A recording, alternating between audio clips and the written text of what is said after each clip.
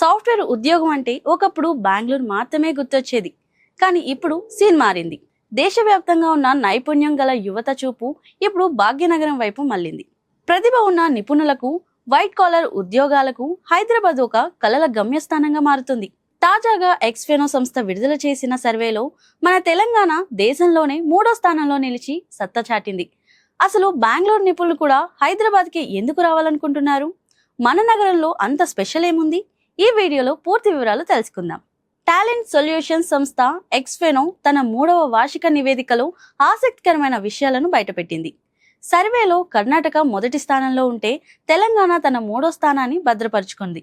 ఇక్కడ ఒక ఆశ్చర్యకరమైన విషయం ఏంటంటే ఐటీ హబ్ బెంగళూరు నుంచి కూడా దాదాపు 4.3 లక్షల మంది ఉద్యోగార్థులు హైదరాబాద్లో పనిచేయాలని కోరుకుంటున్నారు. గత ఏడాదిలో హైదరాబాద్కు 77,800 మంది నిపుణులు వస్తే ఇక్కడి నుంచి బయటకు వెళ్లిన వారు కేవలం 52,300 మంది మాత్రమే. అంటే 25,500 మంది అదనపు నిపుణులతో హైదరాబాద్ టాలెంట్ సర్ప్లస్ సిటీగా ఎదిగింది. ఈ వృద్ధి రేటు ఏకంగా 31% నమోదు కావడం విశేషం. అసలు హైదరాబాద్కు ఇంతటి క్రేజ్ రావడానికి కారణం ఏంటి?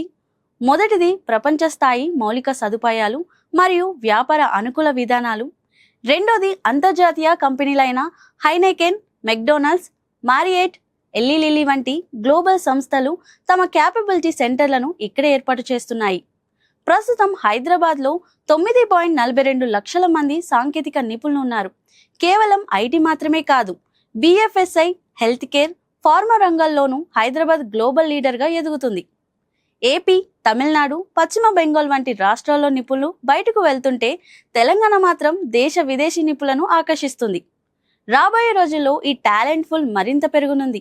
2024-25 నాటికి తెలంగాణలో నైపుణ్యం గల నిపుణుల సంఖ్య 48.9 లక్షలకు చేరుతుందని అంచనా. హైదరాబాద్తో పాటు వరంగల్, మెదక్, నల్గొండ వంటి ద్వితీయ శ్రేణి నగరాల్లో కూడా ఉపాధి అవకాశాలు మెరుగుపడుతున్నాయి. కాబట్టి విద్యార్థులు కేవలం డిగ్రీలతో సరిపెట్టుకోకుండా గ్లోబల్ కంపెనీలకు కావాల్సిన నీచ్ స్కిల్స్ పై దృష్టి పెడితే భాగ్యనగరంలో అద్భుతమైన కెరీర్ మీ సొంతమవుతుంది. భవిష్యత్తులో గ్రీన్ ఫీల్డ్ గ్లోబల్ క్యాపబిలిటీ సెంటర్లు రాష్ట్ర అభివృద్ధికి ప్రధాన వనరులుగా మారబోతున్నాయి.